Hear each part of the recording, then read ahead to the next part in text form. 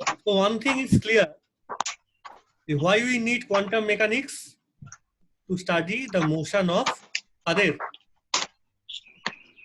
Microscopic particles, electron, proton, এগুলো যাদেরকে চোখে এরকম দেখা যায় না। তার একদম ইম্পর্টেন্ট কারণটা কি ছিল, সেই point number 3 in Newtonian mechanics বা ক্লাসিক্যাল মেকানিক্সে, যে definite trajectory. We cannot draw বা we cannot define definite trajectory for microscopic system. এখন দেখো এই কথাটা আসবেই এর প্যারালালি, লোকে বুঝলো কি, লোকে এক্সপেরিমেন্টাল করে বা কি করে এটা বুঝলো সত্যি করে এই প্রবলেমটা হতে পারে।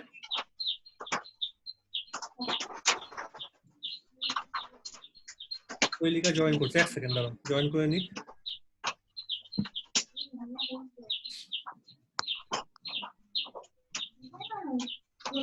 আর তোমাদের একটা কথা কালকে বলেছিলাম যে ওই তোমরা না অ্যাপগুলোকে সবসময় ফোনে রাখবে না, যখন লাগবে তখনই শুধু ইনস্টল করে নেবে তার আগে, ঠিক আছে? আমিও কোনো বেশি অ্যাপ রাখি না ফোনে, এই জন্য। এনিওয়ে, আচ্ছা, সো বেসিক কোশ্চেন তাহলে এখানে উঠতেই পারে, how people understood that experimentally. কারণ লোকে তো ঘরে বসে বসে আমি এমন কথাগুলো বলছি, লোকে কি তখন বসে বুঝে গেছিল যে নতুন একটা মেকানিক্স লাগবেই ফর ইলেকট্রন প্রোটন? আর লোকে এক্সপেরিমেন্টাই বা কি করেছিল তাদেরকে নিয়ে যে সত্যি করে বুঝে গেছিল? না। At this time we need some historical point of view. Actually কি কি ঘটনা তখন হয়েছিল, লোকে কিন্তু তখনও সেই জিনিসগুলোই করতো।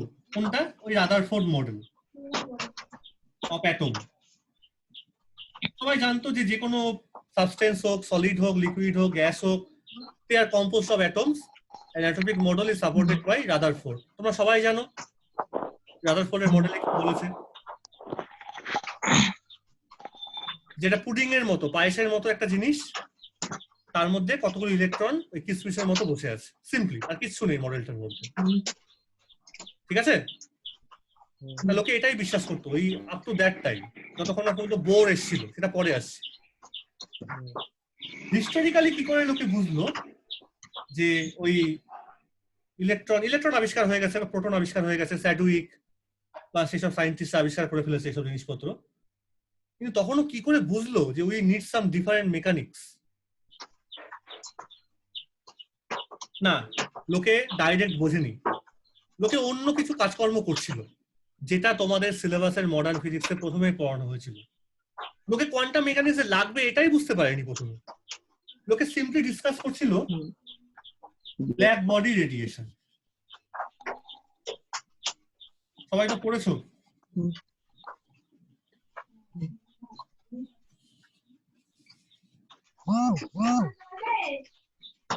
Black body, what is this thing? What is a black body basically?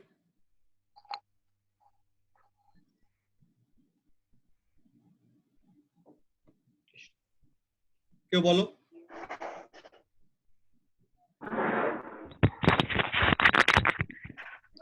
একটা ক্যাভিটি মানে যার মধ্যে কোনো রেডিয়েশন আসছে এবং পুরোপুরি হয় এনার্জিটা হয় অ্যাবজর্ব হয়ে যাচ্ছে, না হলে এমিট হয়ে যাচ্ছে। হ্যাঁ, তার মানে আমি যখন ছোটবেলায় class 11-12 when we have studied the radiation chapter for heat transmission, আমরা জানতাম রেডিয়েশন হলো এমন একটা জিনিস which needs no medium, তাই না? বিকিরণ যার জন্য কোনো মিডিয়াম লাগতো না ফর রেডিয়েশন কেস। আর আমরা এটাও জানি, আমরা কিন্তু ওখানে হিট করেছিলাম, তাই না? হিট করতে গিয়ে দেখেছিলাম। হ্যাঁ, এটা খুব, এই জায়গাগুলো ক্লিয়ার করো একটু। এই যে বললাম বিকিরণ যার জন্য কোনো মিডিয়াম না, আমরা তো এটা আবার বুঝেছিলাম যে for heat we need some medium, for conduction, for convection, কন্ডাকশনটা সলিডে হয়, কনভেকশনের জন্য আমার লিকুইড বা গ্যাস দরকার, but for radiation purpose no medium is required. But হিটের জন্য কিন্তু বেসিক্যালি মিডিয়াম দরকার ছিল। So there was a quarrel between these two things. যে রেডিয়েশন তার জিনিসটা কি, ব্যাপারটা কি, what is this thing actually, তার জন্য মিডিয়াম লাগছে না। তখন লোকে বললো যে although we experimentally detect the radiation through some heat experiment, but radiation কিন্তু actually it is an wave and it is an electromagnetic wave. ঠিক আছে, radiation is not like a simple general heat. Heat বলতে কিন্তু আমরা বুঝবো সেই জিনিসটাই যার জন্য মিডিয়াম লাগবে। হিট হলো এমন একটা এনার্জির, বাংলায় বলি শক্তির এমন একটা রূপ যার জন্য আমার মাধ্যম লাগতোই, বাংলায় পড়লে বলে। কিন্তু রেডিয়েশন বলতে কিন্তু হিট বলে না। তুমি মনে করে দেখো, রেডিয়েশনের বা বিকিরণের একটা এক্সপেরিমেন্ট তোমাকে যদি করতে হয়, কি করে এক্সপেরিমেন্টটা করবে? খুব সোজা, তুমি একটা আগুন জ্বালালে বা তুমি একটা বলকে নিয়ে আসলে, সে বলটাকে তুমি একটা মেটালিক বল, সিম্পলি লোহার একটা বল, তুমি সেটাকে গরম করছো। আর গরম করতে করতে কোথায় গরম করছো? একটা ঘরের মধ্যে গরম করছো, সেই ঘরটার মধ্যে কোনো মিডিয়াম নেই, কিন্তু দম বন্ধ হবে কষ্ট করে হলেও। তুমি ওই বলটা থেকে একটু সামনে একটু দূরে দাঁড়িয়ে আছো, তোমার কি লাগবে? একটা গরম গরম ভাব লাগবে, লাগবে না? হ্যাঁ, কিন্তু ঘরের মধ্যে কোনো মিডিয়াম নেই। লোকে এটাই ঝামেলায় ফেলেছিল যে আমার তো একটা গরম বা ঠান্ডা অনুভূতি লাগছে, বাট মিডিয়াম নেই কোনো। তখন লোকে নতুন জিনিসটা আবিষ্কার করেছিল, সেটার নাম দিয়েছিল রেডিয়েশন। কিন্তু যতই সেটা হিট হিসেবে তোমার শরীরে লাগুক, সেটা তোমার অনুভূতি, অ্যাকচুয়ালি কিন্তু ওটা হিট না।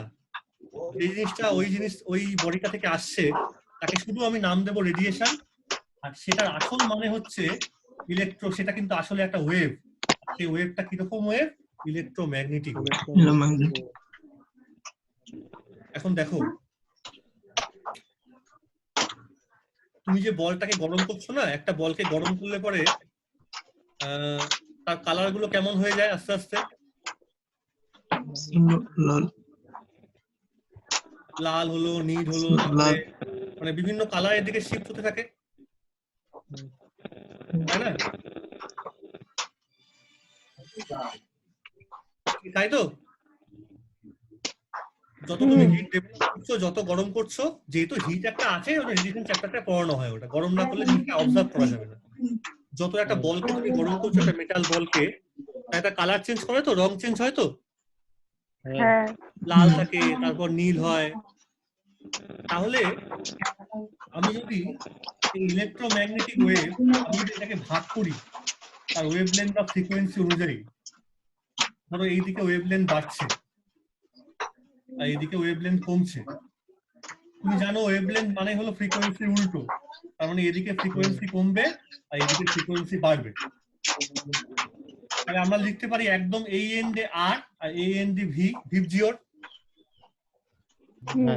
তাই তো? এরপর কি আছে? আল্ট্রাভায়োলেট, আরো আছে এক্স রে, গামা রে।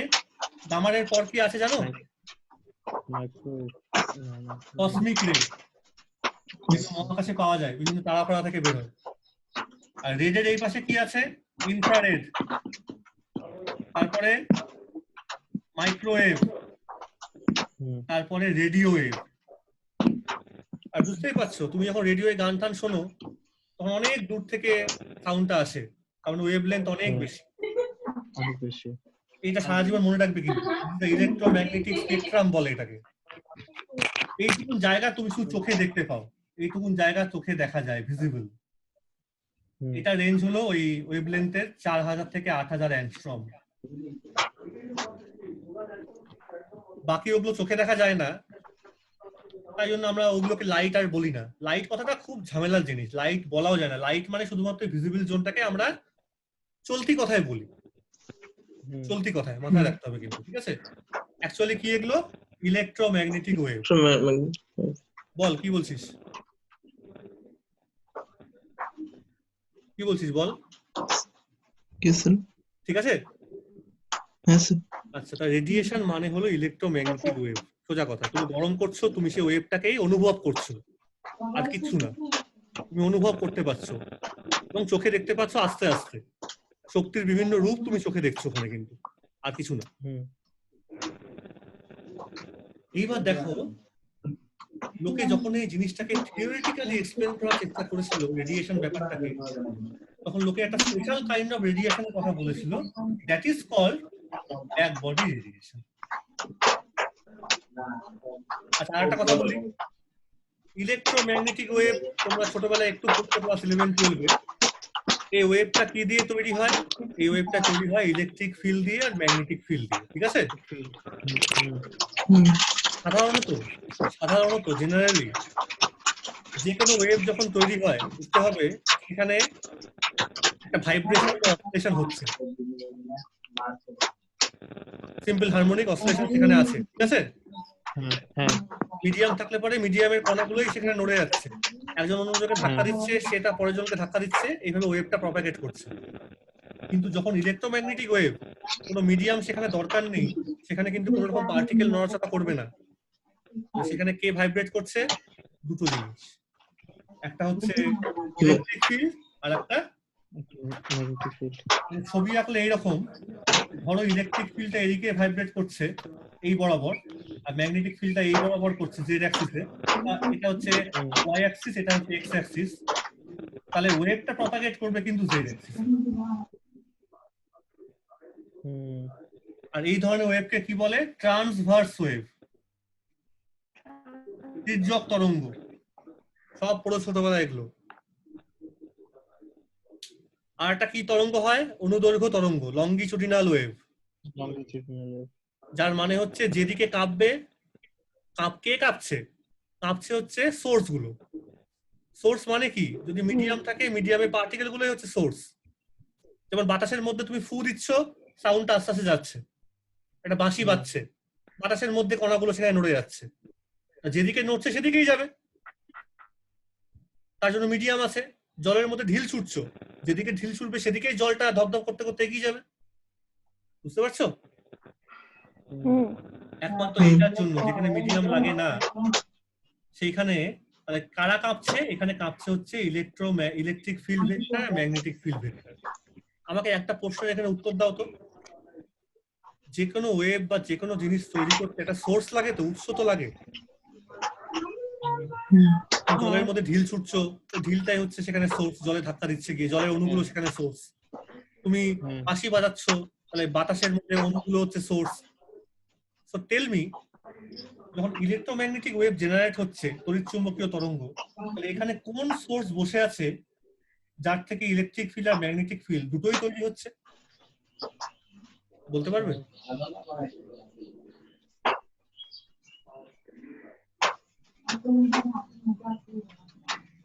এটা সারা জীবন মনে রাখবে।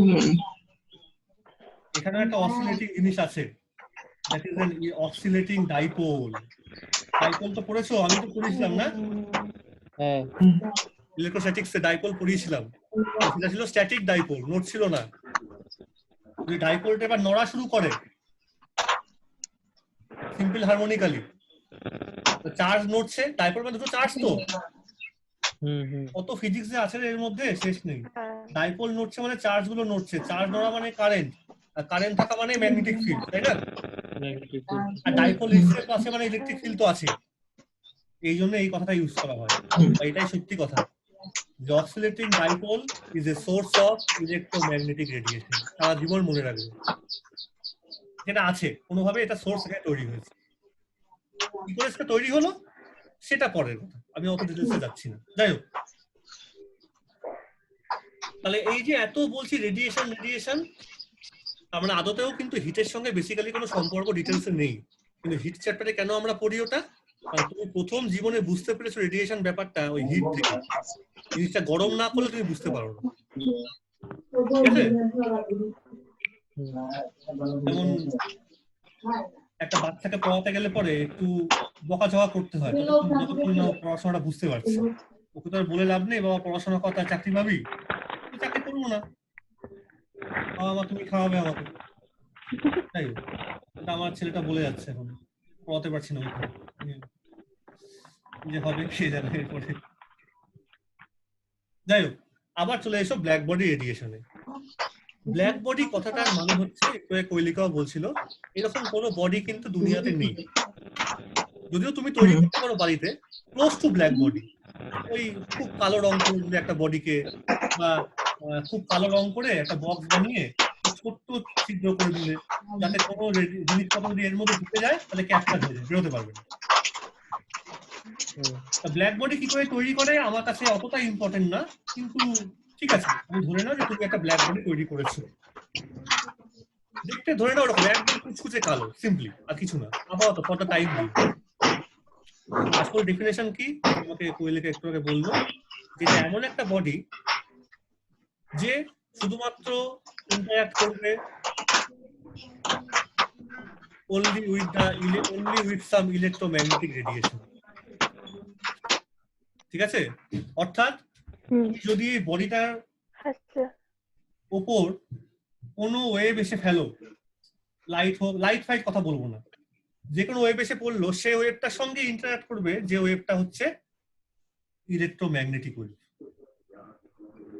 আবার উল্টো হবে, এটাও সত্যি, এ যদি কোনো ওয়েভ ছাড়তে শুরু করে তাহলে সে ওয়েভটাও কি ওয়েভ হবে? Electromagnetic radiation. এখন তুমি বারবার কল্পনা করবে মনে মনে, তুমি কিন্তু জিনিসটাকে বা অবজার্ভ করেছো পুরো ঘটনাটাকে গরম করে। ব্ল্যাক বডি মানে যে কালো হতে হবে তারও কোনো কথা নেই, ওই যে একটা মেটাল বলকে নিয়ে গরম করছো তুমি, তাকেও ব্ল্যাক বডি বলতে পারো। ডেফিনেশনটা এরকম একটা ব্ল্যাক বডি যে which can absorb any kind of radiation if it, যদি তাকে ঠান্ডা করা হয়, ঠান্ডা করা মানে তার টেম্পারেচার বাইরের থেকে কম, তার উপর তুমি যদি কোনো রেডিয়েশন হিসেবে কোনো ইলেকট্রোম্যাগনেটিক রেডিয়েশন ফেলো, সে সবকিছুকে অ্যাবজর্ব করবে, কাউকে সে বাদ দেবে না, সমস্ত কিছু খাবার সে খাবে। আর যদি তাকে গরমও করা হয়, মানে বাইরের টেম্পারেচার তখন কম, তাহলেও আমি বলছি হিট ছাড়বে না, রেডিয়েট করবে, সব রকম এনার্জি রেডিয়েট করবে। এই কথাগুলোর মধ্যে মানে আছে। সব রকম কথাটার মানে হলো, এই যে আমি একটু আগে ছবিটা এঁকেছিলাম ইলেকট্রোম্যাগনেটিক স্পেকট্রাম ভিপজিওর, এখানে আপ টু কসমিক রে ছিল, আর এখানে আপ টু রেডিও ওয়েভ ছিল। ও যখন ছাড়বে বা নেবে না, রেডিয়েশনটা যখন ছাড়বে বা নেবে, তখন starting from cosmic two radio wave সমস্ত ধরনের ফ্রিকোয়েন্সি বা সমস্ত ধরনের ওয়েভলেন্থ ছাড়তে পারে বা নিতে পারে, কোনো বাদ বিচার থাকে, কোনো বাদ বিচার নেই তার। আর একটা কথা বলি এখানে, এটা নিশ্চয়ই মনে আছে যে ইলেকট্রোম্যাগনেটিক ওয়েভের ভেলোসিটি কত হয়? √μ0 1/√μ0 এপসাইলন নট। মিউটা হচ্ছে permeability of vacuum, epsilon permeability of free space, এটাই হচ্ছে 3 × 10⁸ মিটার পার সেকেন্ড। লাইট ফাইট কথা কিন্তু বলছি না, লাইট শুধু তুমি যেটুকু চোখে দেখতে পাও, আমার কাছে ইলেকট্রোম্যাগনেটিক ওয়েভ হচ্ছে শেষ কথা। আচ্ছা, তাহলে আবার এসো, তাহলে সমস্ত জিনিস ছাড়ছে বা সমস্ত জিনিসও নিতে পারে।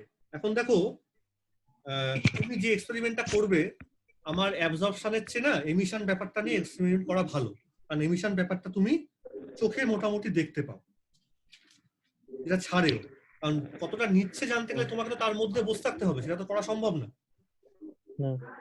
এখন প্রশ্ন এখানে অন্য জায়গায়, ও নিচ্ছে মানে এই বডিটার মধ্যে কি আছে ভেতরে যে অ্যাকচুয়ালি নিচ্ছে বা ছাড়ছে, কথা হচ্ছে কে আছে?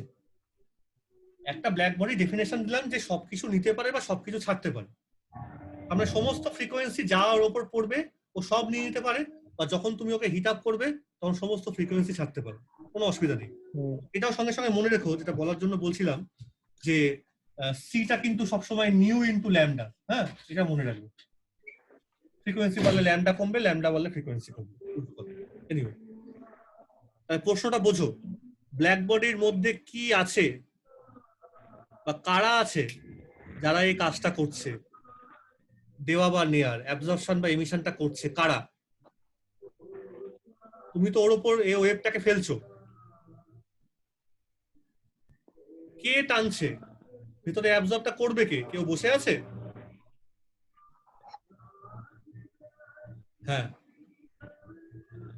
কেউ দেখেনি, কিন্তু এগুলো হাইপোথেসিস, এগুলো কল্পনা। লোকে বললো যে ব্ল্যাক বডিটার সারফেসে, দেখো অনেক ব্ল্যাক বডি না গোল করে আঁকা থাকে, গোল স্কোয়ার বলে কোনো ব্যাপার নেই, ব্ল্যাক বডির শেপ যা ইচ্ছা খুশি হতে পারে, আমার কোনো ইমেটেরিয়াল সেটা।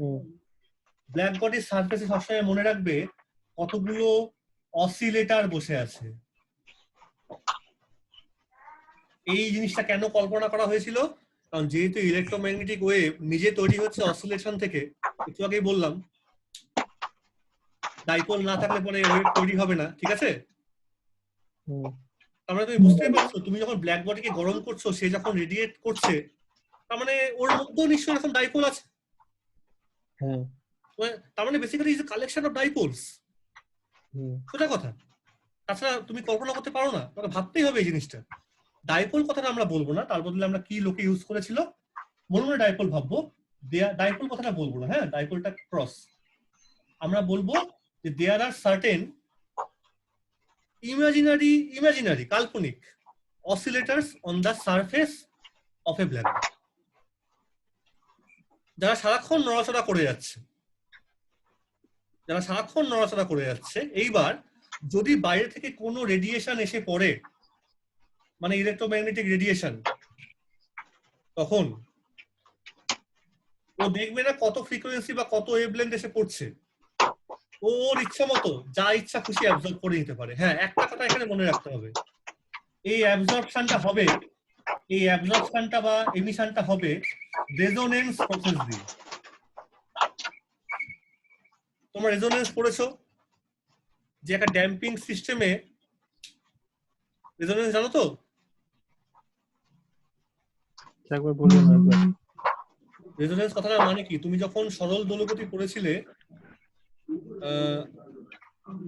সেখানে কি ছিল যে বাইরে একটা কোন একটা মিডিয়াম আছে যার জন্য যে কোনো পেন্ডুলামকে যখন তুমি দোলাও সেটা আস্তে আস্তে থেমে যায়, একটা ডিসিপেটিভ ফোর্স থাকে, তাকে থামিয়ে দিচ্ছে। তাকে যদি আবার আগের অবস্থায় আনতে হয়, তাহলে বাইরে থেকে এমন একটা ফোর্স অ্যাপ্লাই করতে হবে যার ফ্রিকোয়েন্সি তুমি চেঞ্জ করতে পারো, সেটা একটা ফ্রিকোয়েন্সি ডিপেন্ডেন্ট ফোর্স হবে। চেঞ্জ করতে করতে যদি এরকম হয় বাইরের ফোর্সটার সঙ্গে তোমার সিস্টেমের ফ্রিকোয়েন্সি, সিস্টেমটাও তো একটা সিম্পল হারমোনিক মোশন না, তার ফ্রিকোয়েন্সি ম্যাচ করে গেল, তখন ওই সিস্টেমটা বা পেন্ডুলামটা বাইরের ফোর্স থেকে প্রচুর এনার্জি অ্যাবজর্ব করে ফেলবে, তখন স্পিডে দুলতে শুরু করবে। তুমি দোলনায় বসে আছো, একজন ঠেলছে দোলনাটা, খেলাটা ভালো হচ্ছে না, কিন্তু দেখবে এক সময় ঠেলতে ঠেলতে ঠেলতে কোনো একটা সময় দোলনাটা খুব সুন্দরভাবে সুইং করতে শুরু করে। তার মানে কি, তুমি যে ফোর্সটা হাত দিয়ে দিচ্ছিলে আস্তে আস্তে আস্তে আস্তে তোমার দোলনার ফ্রিকোয়েন্সির সঙ্গে কোনো একটা সময় তোমার হাত দিয়ে দেওয়া ফোর্সটার ফ্রিকোয়েন্সি ম্যাচ করে গেল। অর্থাৎ তুমি তখন ওই যে দোলাচ্ছিল তার থেকে অনেক এনার্জি নিয়ে নিয়েছো, আর সমস্ত এনার্জি নিয়ে তুমি তখন খুব ভালো সুন্দর স্পিডে প্রচুর অ্যাম্প্লিটিউড নিয়ে দুলতে শুরু করেছো। এই যে ঘটনাটা, যখন বাইরের ফ্রিকোয়েন্সির সঙ্গে ভেতরের ফ্রিকোয়েন্সি ম্যাচ হয়ে যায়, সেই সিচুয়েশনটাকে আমরা বলি কি রেজোনেন্স। এখানেও ঠিক এক ঘটনা হচ্ছে। ব্ল্যাক বডি মানে it is a collection of oscillators lying on the surface, they are all vibration mode, তারা সবাই কেঁপে যাচ্ছে, তার একটা ফ্রিকোয়েন্সি নিশ্চয়ই আছে। এবার বাইরে থেকে রেডিয়েশন ফেলা হলো, ইলেকট্রোম্যাগনেটিক রেডিয়েশন। হ্যাঁ, কথাটা এটা সত্যি কথা, সে সমস্ত কিছু অ্যাবজর্ব করবে। ভেবে দেখবে না যে রেডিও ওয়েভ পড়ছে নাকি কসমিক রে পড়ছে, দেখবে না সে। কিন্তু কখন অ্যাবজর্বটা করবে?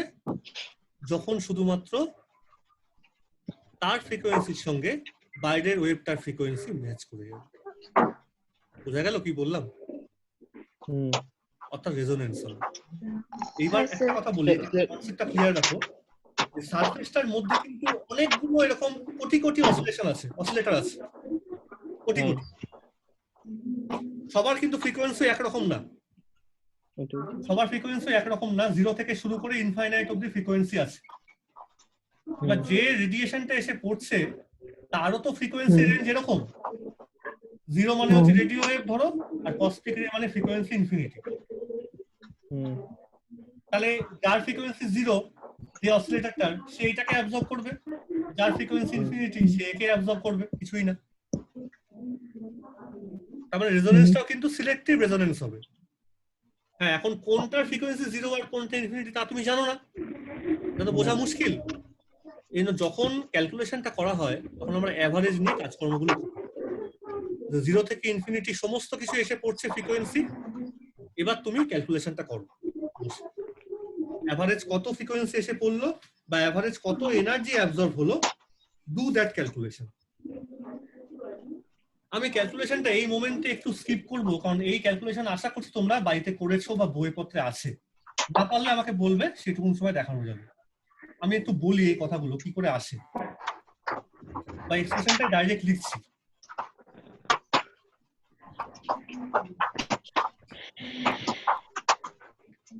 লোকে এইটা ক্যালকুলেট করেছিল, ঠিক মতো দেখবে। হ্যাঁ, আমি মানেগুলো বলে দিচ্ছি।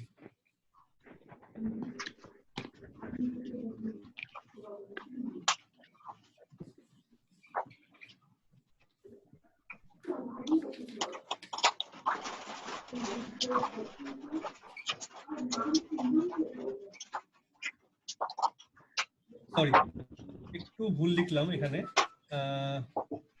নিউ দিয়ে লেখা যায় ফ্রিকোয়েন্সি, অসুবিধা নেই। স্কয়ার ডি, ঠিক আছে। নিউই তো হবে স্যার এটা। হ্যাঁ, ঠিক আছে, ঠিক আছে, ঠিক আছে, অসুবিধা নেই। নিউ। এই জিনিসটা বোঝো। কি কি টার্ম লিখেছি, এই কথাটার মানে আছে। এটাকে বলা হয়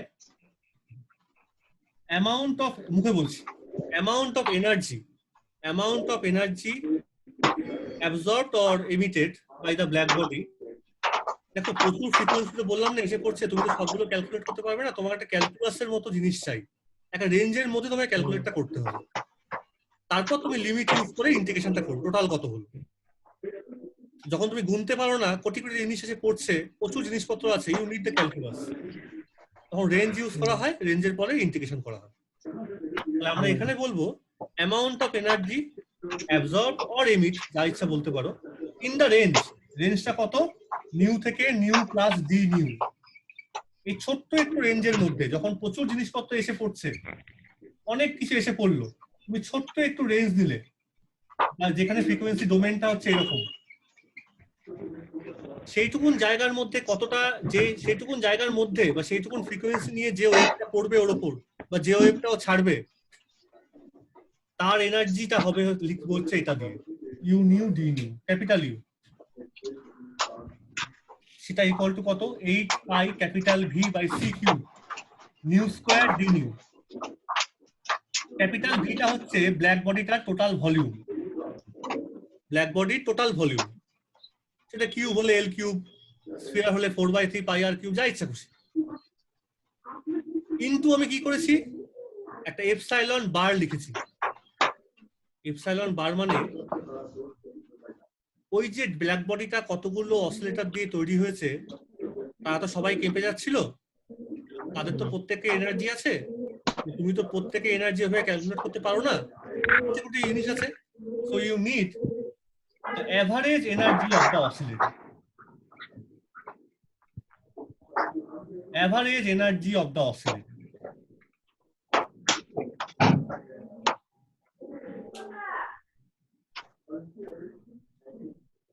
এখন একটা কথা বলি,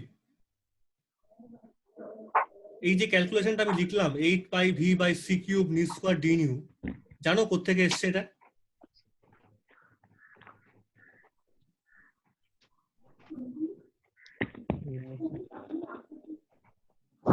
জানা আছে? না স্যার। এটাই করে দেখিয়ে দেবো।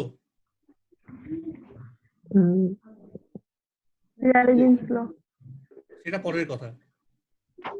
আচ্ছা, আমি পরে একটু পরে আসবো ক্যালকুলেশনটা কি করে করে, ঠিক আছে? আপাতত এইটুকুন দেখো তুমি আগে, তাহলে কোয়ান্টাম মেকানিক্স জিনিসটা হারিয়ে যাবে, তাহলে পুরোপুরি একদম বইয়ের পড়াশোনা হয়ে যাচ্ছে। আবার টার্মগুলো শুধু বোঝো। এটা হচ্ছে টোটাল এনার্জি রেডিয়েটেড বা absorbed in the frequency range. এত অনেক বইয়ে দেখবে যে তোমার এই ভিটা নেই বেশিরভাগ জায়গাতে, কোনো অসুবিধা নেই, ভিটাকে উড়িয়ে দাও। আর যদি ভিটাকে উড়াও তাহলে বুঝবে ভি দিয়ে ডিভাইড করা হয়েছে, তখন এই ইউটাকে ক্যাপিটাল ইউ লিখবে না, তখন এটাকে লিখবে হচ্ছে ছোট ইউ, স্মল ইউ, অর্থাৎ ডেনসিটি হয়ে গেছে। যেহেতু এনার্জিকে ভাগ করছো, তাহলে এনার্জি ডেনসিটি। আর ই বার তোমাকে কি বললাম, এটা মানে কি, ওইটার সারফেসে তো অনেকগুলো অসিলেটর বসে আছে, তারা সবাই কেঁপে যাচ্ছে, তার উপর এসে পড়ছে এই ফ্রিকোয়েন্সি গুলো, অ্যাবজর্ব করা শুরু করবে। কিন্তু কখন অ্যাবজর্ব করবে? যখন রেজোনেন্সটা হবে, ম্যাচিংটা হয়ে যাবে। তার আগে তোমাকে জানতে হবে ম্যাচিং ফ্যাচিং সব হলো, অ্যাবজর্বেশন হয়ে গেল। তোমার উদ্দেশ্য হচ্ছে যে তাদের প্রত্যেকটাকে নিয়ে তুমি তো কাজ করতে পারবে না, তোমার দরকারও নেই করার প্রত্যেকটাকে নিয়ে। তোমার তার চেয়ে বড় উদ্দেশ্য হবে একটা অ্যাভারেজ জিনিস নিয়ে কাজ করা। ফিজিক্সে এই জিনিসটাকে বলা হয় স্ট্যাটিস্টিক্যাল মেকানিক্স, যেখানে কোটি কোটি জিনিস আছে, তুমি সবাইকে নিয়ে কাজ করতে পারছো না, তখন তোমাকে হেল্প করতে আসে আর একটা জিনিস, তার নাম হলো স্ট্যাটিস্টিক্যাল মেকানিক্স। সেটা আমি এখন বলতে চাইছি না, আমাদের সিলেবাসেও নেই, এবার মাথা বিগড়ে যাবে। স্ট্যাটিস্টিক্যাল মেকানিক্স বলছে যে তোমার প্রতিটাকে নিয়ে কাজ করার দরকার নেই, তোমার রেজাল্ট একই থাকে, তুমি অ্যাভারেজ নিয়ে কাজ করো। তো এটা মাথা রেখো। কি বললাম বোঝা গেল? ইন্ডিভিজুয়াল নিয়ে কাজ করার দরকারই নেই। মানে লোকে তো ভাবতে পারে যে আমি আবার অ্যাভারেজ নিয়ে করব, ঠিক হবে তো result? Yes, result will be correct. তাহলে কি মাল্টিপ্লাই করেছি?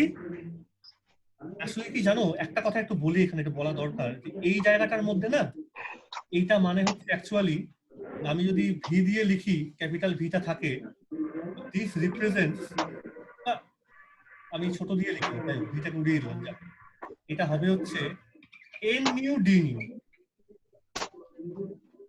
এটাকে লিখে রাখিস খাতার মধ্যে, ওই ব্র্যাকেট টার্মটা মানে এন নিউ ডি নিউ, তার মানে এটার মানে হচ্ছে number of oscillators, number of oscillators on the black body surface which can absorb or emit the radiation in the frequency range nu থেকে nu plus d nu। কথাটা বোঝা গেল? এটা মানে হচ্ছে কতটা energy per unit volume absorb বা emit হতে পারে ইন দা ফ্রিকোয়েন্সি রেঞ্জ এত। আর এটা হচ্ছে কে করছে এমিট বা অ্যাবজর্বটা? ওই অসিলেটর গুলো করছে তো। তারা যখন অ্যাবজর্ব বা এমিট করবে, সেটাও তো একটা ফ্রিকোয়েন্সি রেঞ্জের মধ্যে ক্যালকুলাস করছি তো। সেটা হচ্ছে সেই নাম্বার, তাদের নাম্বারটা। এটাকে বলা হয় total number of the oscillators which can emit or absorb the energy in the frequency range nu to nu plus d nu। তুমি দুদিক থেকে কিন্তু ডি নিউ কেটে দিও না আবার, হ্যাঁ, এগুলো কাটা যায় না, টোটালটা মিলিয়ে কিন্তু একটা কথা। এরপর যখন ইন্টিগ্রেট করবো তখন টোটাল রেজাল্টটা পাওয়া যাবে, total energy density, total number of oscillators এর অঙ্ক। যাই হোক, মধ্যে কথাটা বলি, ক্যালকুলেশনটা কি করে এন নিউ ডি নিউটা হলো 8/c³ new square D new, পরের কথা, পরে আসবো। আমার কথা হচ্ছে এই জিনিসটা ক্যালকুলেশন। এইখানে যত গন্ডগোলের জিনিসটা আছে, ক্লাসিক্যালি সবাই ভেবেছিল, নিউটনস ল অ্যাপ্লাই করেই লিখেছিল, নিউটনস ল মানে তো ফোর্স থেকে তো এনার্জি পাওয়া যায়। ক্লাসিক্যালি যখন এনার্জি ক্যালকুলেট করা হলো, তোমরা ওই কি জানো, মলিকুলার থিওরি অফ গ্যাস পড়েছো না আগের সেম ফেম গুলোতে, বা গ্যাসের গতীয় তত্ত্ব আগে তো পড়েছো। এগুলো কিন্তু ক্লাসিক্যাল ফিজিক্স ফলো করে ক্যালকুলেশন গুলো করা হয়েছে। সেখানে দেখবে যে average energy of gas molecules is this kB into T। মনে করে দেখ,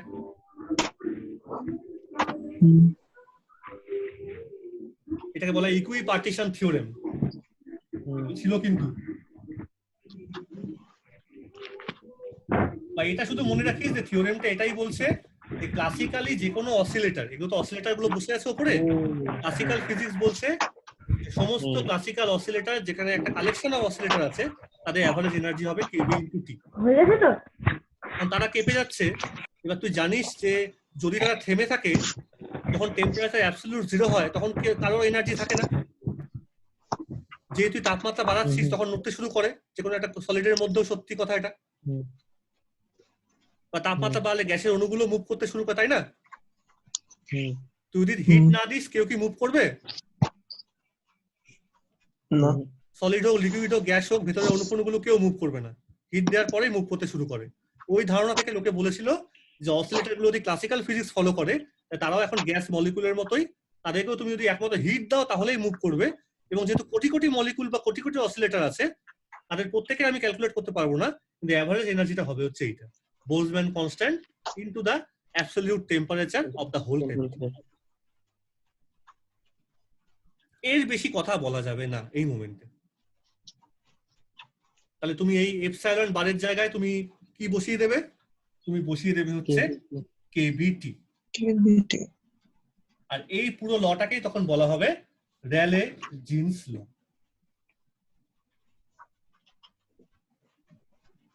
এই পুরো লটাকেই বলা হবে র্যালে জিন্স ল।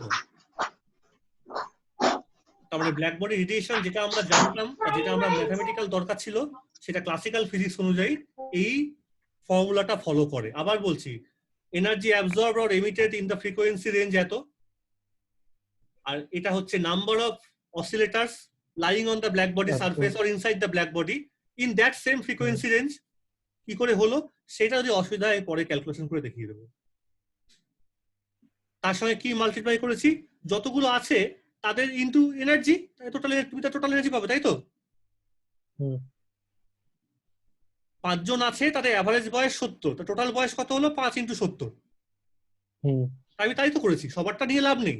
ক্লাসিক্যাল ফিজিক্স বলছে এই প্রবলেমটা হচ্ছে কেভিটিটা নিয়ে, ক্লাসিক্যাল ফিজিক্স এটা বলে গেছে। সবাই যেহেতু ক্লাসিক্যাল ফিজিক্স ফলো করলো, আর জিনিসটা টেম্পারেচার ডিপেন্ডেন্ট ঘটনা, টেম্পারেচার না দিলে পরে কোনো অসিলেটরই মুভ করতে পারবে না, আর যদি মুভ করতে শুরু করে তাদের অ্যাভারেজ এনার্জিটা হবে হচ্ছে এরকম কেভি × টি। এই জায়গাটা ক্লিয়ার করে রাখো। আমি আজকে আর খুব বেশি বলছি না, ঠিক আছে? যতটুকু বললাম প্রথমটার মধ্যে কোয়ান্টাম মেকানিক্স কেন পড়বো, আর তারপরে এটা করতে গিয়ে অনেকটা কথাবার্তা হয়ে গেল, যেটা এটা আসলে এক্সপেরিমেন্টাল। এখন কিন্তু কোয়ান্টামের কথা বলাই আমি আসিনি, আমি এই টপিকটার মধ্যে কোয়ান্টাম বলেছি, একবার কথা তুলিনি। সো দিস ইজ দ্য রেলে জিন্স ল। তুমি শুধু বাড়িতে লিখে রাখো কোশ্চেনটা, যে ডিরাইভ রেলে জিন্স ল। এটা চেষ্টা করবে তো করার, কি করে ডিরাইভটা করে। না পারলে আমাকে বলো, আমি দেখিয়ে দেবো। Derive Rayleigh Jeans law for black body radiation নিজের মতো করে, মানে প্ল্যাঙ্কস ল থেকে প্ল্যাঙ্ক কিন্তু আমি আনিনি এখনো। ফ্রম ক্লাসিক্যাল লিখে রাখো, from classical physics derive Rayleigh Jeans law for black body radiation from